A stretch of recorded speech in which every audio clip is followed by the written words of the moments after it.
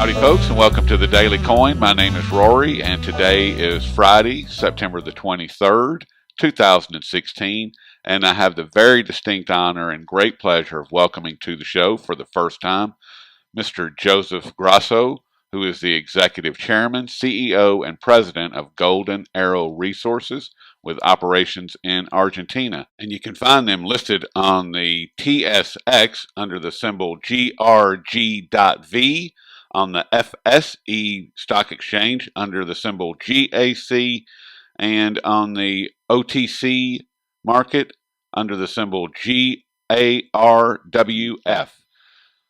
Joe, welcome to the show.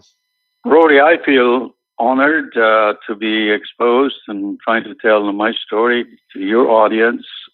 And as I said, it's a great honor to be able to share. Well, we're glad you're here, Joe, and we certainly appreciate you taking time out to share with us today. And I understand that you guys are working with Silver Standard, or they're looking at your properties. And if you would, just give us a description of what's going on there. The economics look attractive enough for that non-exercising the option that Silver Standard has in any measure that you look at it. They have a closed infrastructure going nowhere and no production, which would cost up to $300 million to erect it today. Mm-hmm. We have 244 million ounces of silver, which could convert into keeping the present infrastructure busy for another 9 years on top of the 6 which have gone by already. They didn't find us, we found them. So too bad that we're so close to them, and the major companies simply do not have an affinity for finding new resources in the community. So we're only 20 miles away, and we come up with this huge discovery and getting bigger. So now that we've discovered each other, I am just inviting the listener to basically say, if I had $300 million infrastructure that I had to close, worth nothing at 5,000 meters of altitude. And on the other side, if it is a discovery 20 miles away, which needs what they got, which is shutting down, I would say that the combination of the two is such an incredible synergy is the thing, an incredible synergy that we seem to need them to avoid raising the $300 million. We don't have to raise it. We have the infrastructure. And them, which were dead in the water, no place to go, finding another 9 years of production, which is at their doorstep, with a couple of more decades regionally. All in all, this young elephant is growing very rapidly into a very interesting elephant, very economic, with all the risks of mining being from hundreds of them down to one. And I can tell you that 90% of the importance is the environment report that we have now tabled with the community and the Mineria for a social license. So an environment report, it's really meaning to getting a blessing from the community and the impacted community by the project. Joe, if we can, I'd like to change gears. I wanted to ask you, Joe. With the Federal Reserve failing once again to raise rates, even though they had said that they were going to raise interest rates as many as 4 times in 2016, the loss of all their credibility aside, does the Federal Reserve have the ability to raise rates? And from your perspective, what impact would that have on the overall U.S. economy and possibly the global economy? The only thing I can say that it is unbelievable that an institution that has the respect in the eyes of the world, that for a quarter percent they play like games in like a children in the backyard of a church or synagogue or whatever. Uh, I just do not understand and saying, I'm going to do it. We're going to say it, and I'm going to be telling you in September 21st. So it doesn't matter that it's July and you guys are going to get up every day thinking what they're going to be doing. They're going to be raising. They're not going to be raising. And what really annoys me that there is a quarter of 1% can create so much debility into the market and uncertainty. It is really, I'm astounded. So I'm astounded at the irresponsible attitude that the leading country in the world that I'm incredibly fond of and I love it. I don't have relatives just in the United States, in Argentina. I have plenty of them in New Jersey. Anyway, I must say that as a great admirer of that country of yours, I don't feel that the United States and its citizen needs to playing games like that. They have lost a little bit of exactly. Yeah, it does seem like they are. It does seem like they're playing games, and which is why I said that it looks like they're losing all their credibility. I mean, you're in Argentina, and you can see it. You can see that it's nothing more than a game, and they come out and they say, "We're going to raise interest rates. We're not going to raise interest rates." And they said back last December that they were going to raise interest rates on 4 occasions. Here it is at the end of September, and they haven't done it once. And I don't think that they can. Well, now they basically now they're starting the same symphony. They're starting again that by the end of the year there may be a raise. By the end of the year there may be a raise. And again, we're back in the backyard, hiding something behind our back and saying, "I know what it is, but I won't tell you. I know what it is, but one day I'll tell you." Nice game. Yeah. Nice game. Thank you. Yeah, it's like children. The second part of your question excites me is that if that would be the case, that they're going to be raising the funds with the economy in the United States, that would then go from becoming ridiculous to be just undescribable. The responsibility in raising the value of the dollar higher at a time when America needs to sell its product. It needs to be competitive. And let's turn the economy around. Hard metal, in that case, would be the winner because if interest rates are going to be raising the price or the currency of the United States to raise it dramatically or to whatever the degree, I think that the competitiveness that the United States will be losing so much, and the industry, I think, is going to be tougher to recover or longer to recover, which that would not make that much sense. Currency today in the world is losing a lot of attraction, a lot of the luster without any substance or support. So we might end up being returning to gold base or some other value base for our currency. We need to regain the confidence. Yes. To regain the confidence. Hugo Salinas Price, he met with the leaders of Greece a few years ago and explained to them how they could get out of the euro with all of their economic problems and explain to them how they could reintroduce their local currency, the drachma, and back it with silver. And silver, and you mentioned gold-backed currency, and I wanted to ask you about silver and gold. Silver and gold both have been moving to the upside for all of this year. And just this week, we are seeing silver once again challenge the $20 level. And how do you see silver in particular moving? How do you see it performing for the rest of this year and into 2017? Do you see it up? Do you see it down, sideways, or do you have a longer term vision regarding the performance of silver? At the moment, it looks pretty exciting. I think that right now, if you're not happy with anything, buy gold and buy silver. That's the attitude.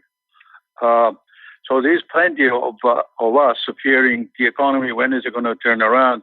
What the question mark that they're coming up, and they're worrying everybody. So everybody's saying, let's make an escape. Let's buy silver. Let's buy gold. After all, they are metal of panic, especially gold. Now, silver, I'm not so worried for two reasons.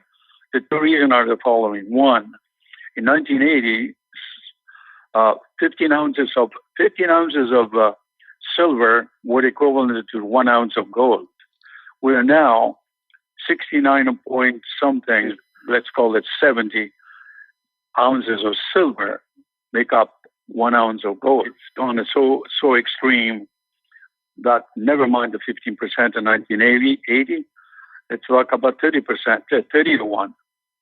Let's talk about 25 to 1. Yep. Or 40 to 1 to 1. Yep. Doesn't matter which number you take, that the ratio has got to be established soon. I don't know how soon, but it has to be reestablished. The second important part is that silver, in addition to what gold has the industrial demand. The industrial demand is at least 50% of its production. Production is dwindling. At least 50%. Production is. So I would say that the two things which are reigning supreme are really the difference of gold. Gold is going to do extremely well, and silver, by being silver, will be doing better than gold. If you look at the increase in silver within the last year, it is probably the most spectacular in the two commodities, silver and gold. Really, really spectacular. Yes. Rory, please have me again on your program. I love being. It seems like I've established a new family, and I have a lot of new stories to tell you. More of the Coney stories. Okay. more of the colorful things. Yes. That happen in the mining business. Well, and most importantly, we just want to concentrate on an elephant called an arrow chinchilla that is really doing well. Deserves attention. Yes, it does. I mean, Golden Arrow, you guys have multiple projects in various stages in Argentina, but your main focus is on the Chinchilla Silver Mining Project. And that makes perfect sense because you have. Well, we are simultaneously, we're simultaneously starting a very aggressive program on a new project, which we've been fenced in by Barrick staking around us. So it is a very worthwhile project. Yes. You've already found, or there's 100 million ounces of silver and 155 million ounces of silver equivalent in your measured and indicated categories, along with 44 million ounces and 90 million ounces in the inferred category. These are massive deposits that you're looking at. And it seems like that you guys are in a really good position right now with those two and Barrick knocking on your door.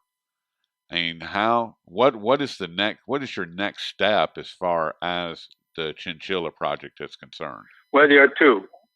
One is the government giving permission to exploit for production. Okay. And two would be that the Silver Standard would say yes to the option that we have now agreed and created a detailed, comprehensive agreement between us. So as far as I'm concerned, in the worst case scenario, if they would not go. And I cannot think of the reason why. There are other ways for us to develop chinchilla. Chinchilla is a project on its own with a lot of following and interest that would come should circumstances not materialize.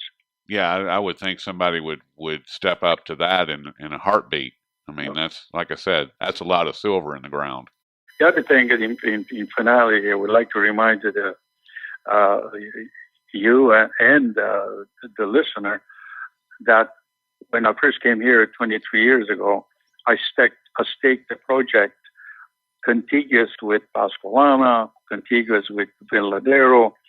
We have about 250, 214,000 hectares of property that we own, fully paid, nothing to pay except the compliances, which is pretty minimum. We have really a wealth of a well located and promising. So we will not run out of a good project to explore. In addition to being a partner with Chinchilla Production yearly cash flow. That's a very good thing. Brody, I want to thank you and your listener. I beg your listeners to forgive my bad English. Still is a second language for me, but I don't do too bad. No, you did great. You've been doing great. We touched on a gold-backed currency. I mean, what do you think? What is, from your perspective, Joe? What is the likelihood of a return to a gold-backed currency, and why do you think that? Well, if you don't mind waiting, I'm going to get to my crystal ball. Okay. I think it's very likely. I think that the mood generally is looking for more substance in the currency that we use every day. So the only thing I can say that, in my opinion, I wish and I think it's very likely that we will return to values that will support our currencies, which includes gold, obviously. Yes. Is that an answer? That's a great answer. Okay. I mean, seriously, Joe, that's really good. I feel I'm much likely, a lot like your listener. Your listeners are in the same boat as I am. We think, and we would like to see our dollars, our currency that we work hard for, to have a much more value than just paper. Right. Yes, we would. Or the frailty of productivity that fluctuated, goes up and down. And anyway, America's got to get back to work. We delegated, we exported too many of our jobs. Yes. Let's get back to brass tacks and let's put America to work. Let's do. I like it. I like it, Joe. You have to see yourself to schedule me for another interview and spend a more wonderful time with your great listeners. I would like that very much. And we've been speaking with Joseph Grosso, who is the executive chairman, CEO, and president of Golden Arrow Resources. And Joe, I certainly appreciate all your time and all the wisdom and knowledge that you've shared with us today. And I look forward to speaking with you in the not too distant future. Brody, I want to thank you. And if you will permit me, I think that you said that our symbol on the Toronto Stock Exchange, GRG.V. GRG.V. And if I can end our conversation truly from the bottom of my heart, bless America. Take care. Thank you, sir, very much. Good luck. And good luck to you, Joe. I'll talk with you soon.